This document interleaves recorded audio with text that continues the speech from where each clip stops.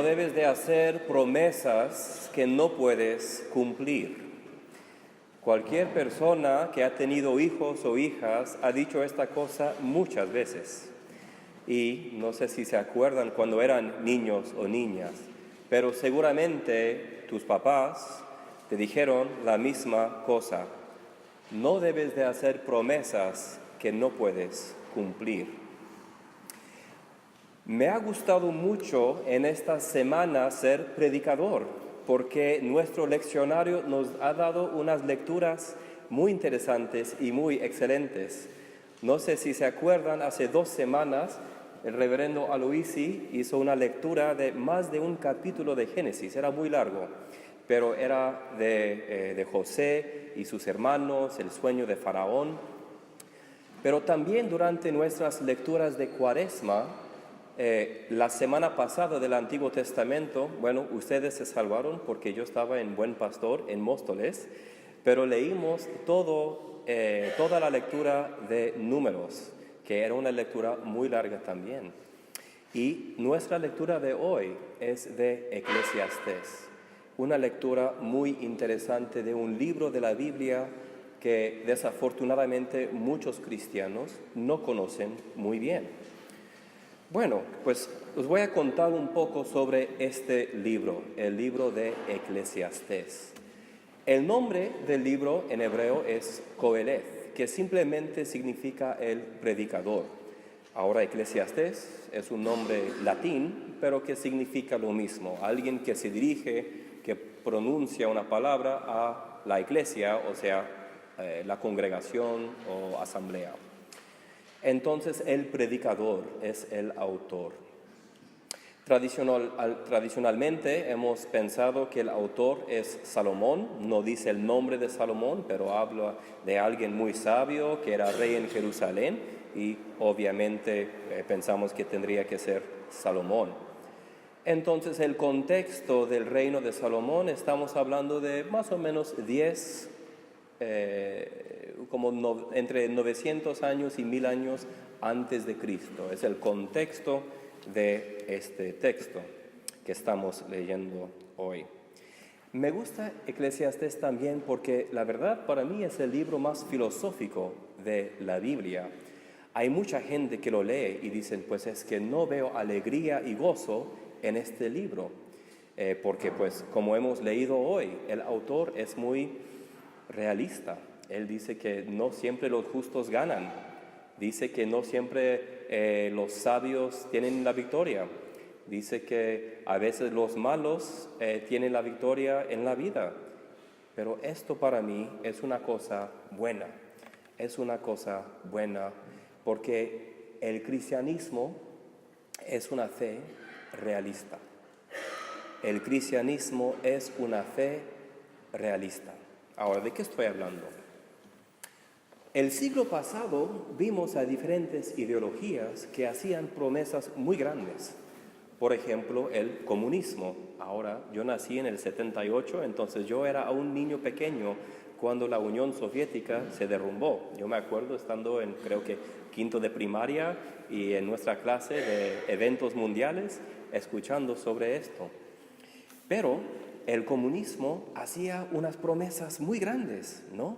Que iba a haber un paraíso para los obradores y todos iban a estar muy bien y no habrá problemas, ni corrupción, ni nada. Pero fracasó en Rusia, fracasó en la China, está fracasando en Corea del Norte y también en otros países. Hacía como ideología unas promesas muy grandes, pero sin poder cumplir estas promesas. En este siglo vimos otro experimento, un experimento que decía que nosotros tenemos leyes perfectas y vamos a poder resolver todos los problemas de corrupción y de pobreza y de falta de igualdad. Y estoy hablando del Estado Islámico. Pero hemos visto también cómo ha resultado ese experimento. Lo bello del cristianismo es que no tenemos una promesa de que todo va a resultar bien durante esta vida. Ahora, después de la resurrección, sabemos que Jesucristo va a regresar y va a establecer su reino de justicia. Pero durante esta vida, lo que sucede es como hemos visto aquí en nuestra lectura de Eclesiastés. Un mismo suceso ocurre al justo y al impío, al bueno, al limpio y al no limpio, al que sacrifica y al que no sacrifica, como al bueno, así al que peca, al que jura como el que teme el juramento. Y el autor dice que esto es un mal. Y para nosotros es la verdad. ¿Cómo nos gustaría tener un sistema perfecto? Pero ¿qué nos dice Jesús? Nuestro Señor mismo nos dice, siempre tendrán entre ustedes a los pobres. Ahora, esto no significa que debemos de ignorar a los pobres, y mucho del ministerio que hacemos aquí en esta catedral se dirige a ayudar a los pobres. Pero el cristianismo no promete resolver todas las injusticias de este mundo. El cristianismo es realista. Aún así, me gusta mucho que este texto nos da unas sugerencias, nos provee con sabiduría de cómo vivir una vida buena en un contexto donde no siempre hay justicia, no siempre hay victoria y éxito para los buenos. ¿Cuáles son algunos puntos que nos da el autor o el predicador en este texto? Primero que todo vemos el versículo 7. Anda y come tu pan con gozo y bebe tu vino con alegre corazón, porque tus obras ya son agradables a Dios. ¿Has considerado alguna vez que tus obras son agradables a Dios? Y eso por su misericordia y por su gracia.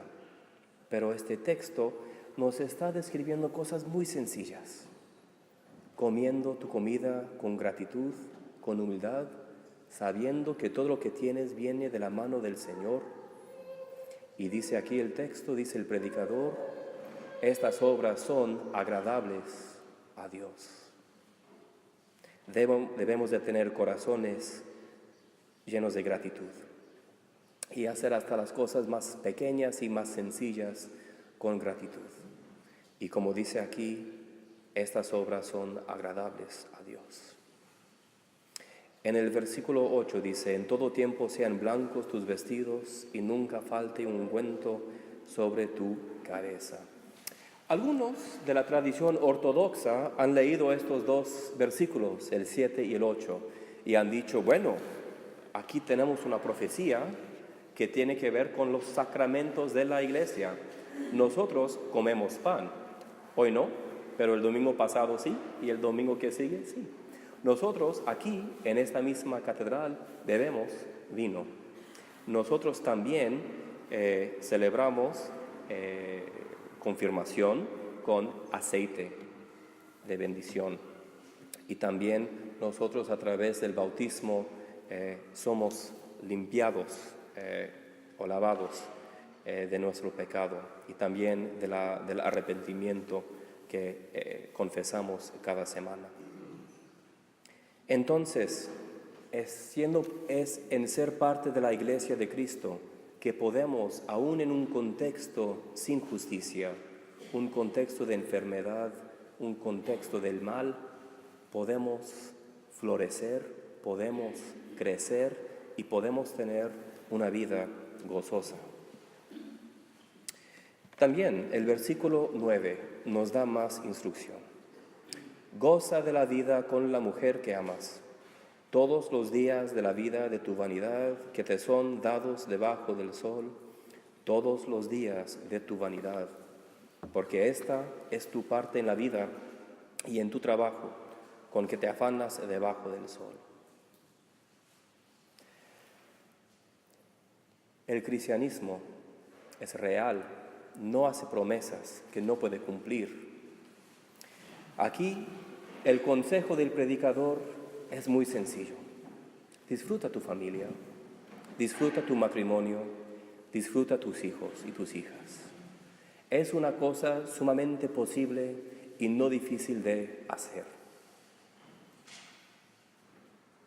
Versículo 10 dice, todo lo que te viniere a la mano para hacer, hazlo según tus fuerzas, porque en el Seol, a donde vas, no hay obra, ni trabajo, ni ciencia, ni sabiduría. Es muy fácil para nosotros decir, bueno, si fuera más joven haría esta cosa, o si fuera más saludable haría esta cosa, o si tuviera más dinero podría hacer grandes cosas. Pero, según el predicador, si tienes aliento, si estás vivo, eso es suficiente. No hay que justificar a uno mismo, diciendo, si tuviera más cosas, haría algo bueno. Porque si tienes aliento, tienes la capacidad. Porque como dice aquí, en otra parte, el perro vivo es mejor que el león muerto. Ya después de la muerte, no hay posibilidad de hacer nada ni de disfrutar a nada en esta vida.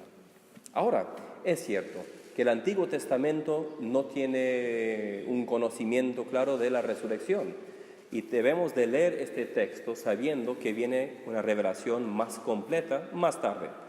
Pero aún así es un consejo sabio, es un consejo bueno. Finalmente, nos cuenta algo muy interesante el predicador en los versículos 13 al 16.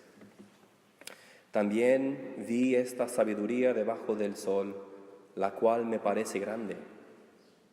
Una pequeña ciudad y pocos hombres en ella, y viene contra ella un gran rey, y la asedia, y levanta contra ella grandes baluartes, y se halla en ella un hombre pobre, sabio, el cual libra a la ciudad con su sabiduría, y nadie se acordaba de aquel hombre pobre. Pues para nosotros esto es una injusticia. Y en la tradición ortodoxa vemos otra interpretación muy interesante, que algunos de los santos de la Iglesia han dicho que de hecho la ciudad pequeña es el mundo y el rey fuerte es Satanás. ¿Y quién es el hombre humilde? El hombre pobre y el hombre sabio. ¿Quién es? Es Jesucristo. Y de hecho es una descripción muy precisa de la vida que vivimos hoy en España, ¿no? Ha venido este hombre y por su sabiduría y por su amor ha salvado a este mundo, esta pequeña ciudad, de Satanás, del mal y del pecado. Pero la mayoría de la gente aquí en Madrid ¿se acuerda de esta realidad? No, lo ignoran. Pero aún así, el predicador nos dije yo, mejor es la sabiduría que la fuerza, aunque la ciencia del pobre sea menospreciada y no sean escuchadas sus palabras. Es mejor el perro vivo que el león muerto. Es mejor una fe realista, humilde y sabia, que una ideología que te hace promesas muy grandes y no puede cumplir. En el nombre del Padre, del Hijo y del Espíritu Santo. Amén.